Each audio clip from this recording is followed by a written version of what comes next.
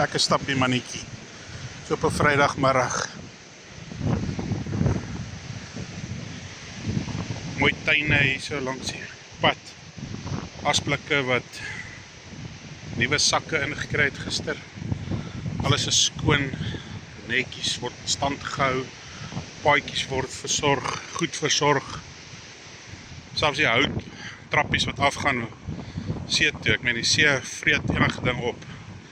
Tot hulle word mooi onderhou.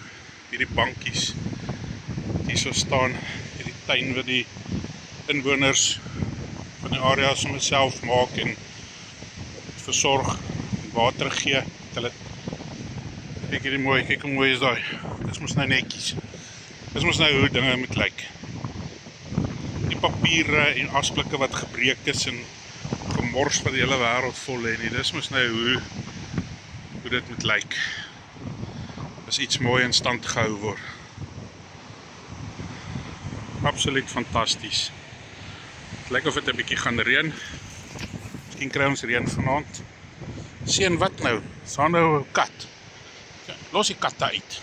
Dis wille katte hier so. Hulle hou die slange en goed ook bietjie onder beheer, dink ek. Maar die man los niks uit nie. Hy word kwaad vir alles. Ja, het lyk of dit 'n bietjie gaan reën.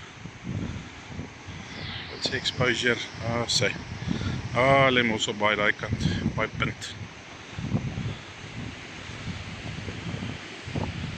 Is 'n pragtige area hierdie by Reebok. Hierdie is Kusweg waar ons nou stap. Sy, lekker naweek.